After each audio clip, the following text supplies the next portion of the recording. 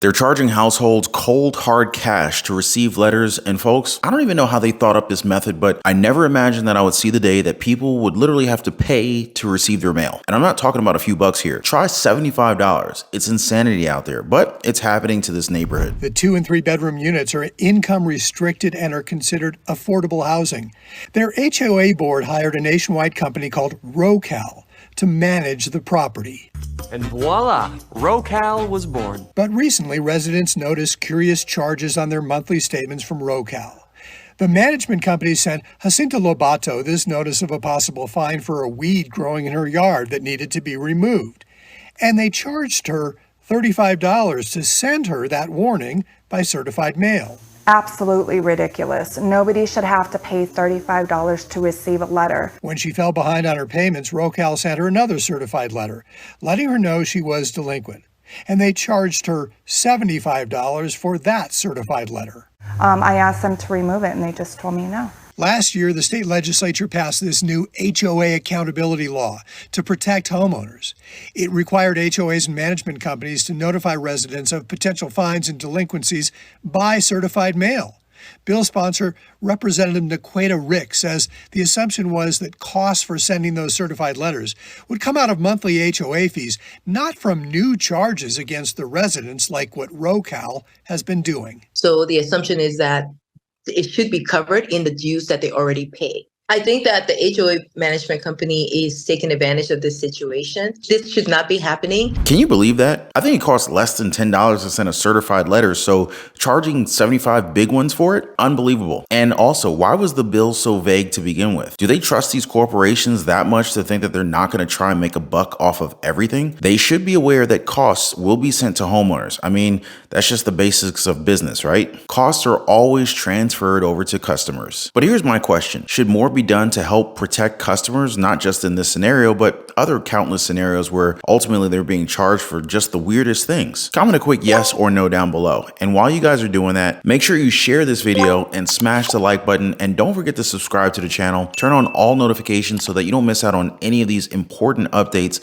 that matter to all of us. Appreciate that, you guys. Now, if you thought that these mail charges were crazy, I got something for you that's probably even nuttier. An Oregon man was awarded almost $1.4 million after he claimed that his cat, one which he adopted off of the street, was, for the lack of a better term, catnapped by his own landlord. Now, before you guys start to speculate, this does have a happy ending for both the cat and, of course, the guy who adopted him. So Josh Smith, who seemed to be recovering from some problems of his own, found Frank, the cat, way back in 2017 in the streets and decided to take care of him. But at the end of April 2019, Frank was nowhere to be found. Smith then sued his landlord and the place he was staying at, having a very good hunch that they were the ones behind the disappearance of Frank. Turns out that he was right, and it took the jury less than 2 hours to decide that they owed Smith $1.375 million for his loss. The landlord confessed that they took the cat to a local shelter, although Smith wasn't able to get him back because they ended up finding a microchip and got him back to his actual owners. I mean, imagine being gone for almost 3 years, being returned, and then told that your cat won a guy more than $1 million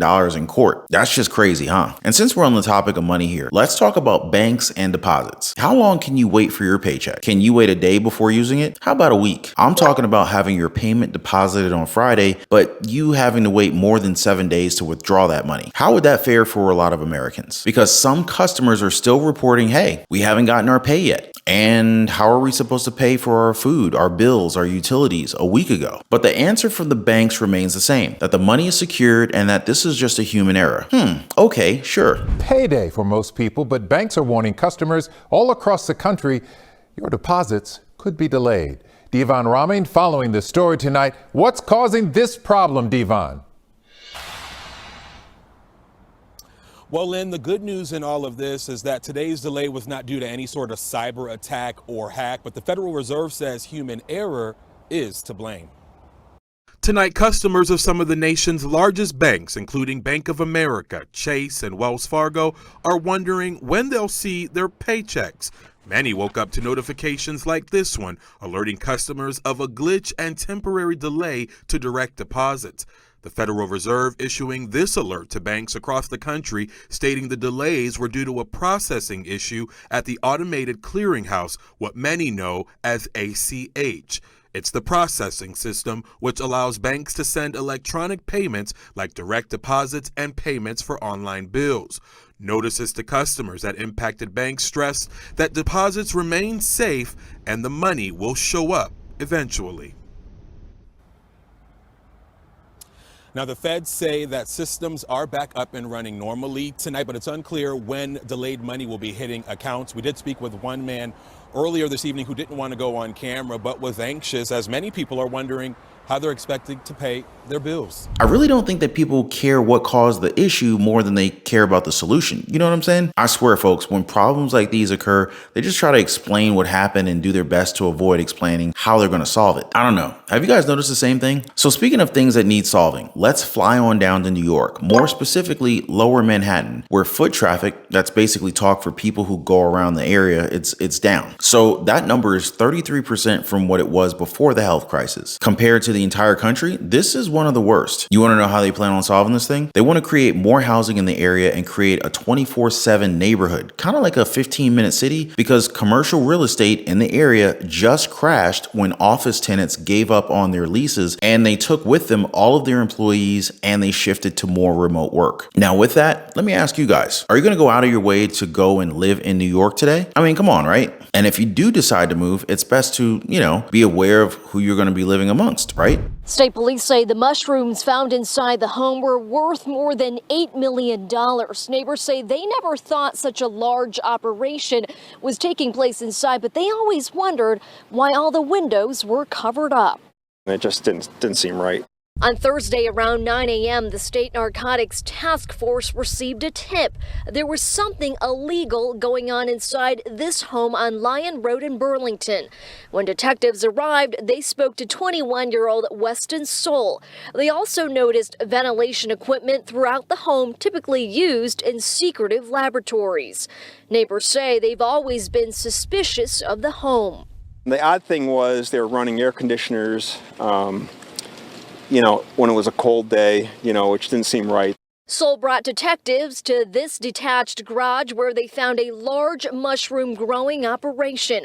Soul claimed the mushrooms were not the type of mushrooms that produces psychedelic effects. A search warrant allowed detectives to search inside the home, and there they found an additional mushroom growing factory, which had illegal mushrooms worth more than $8 million.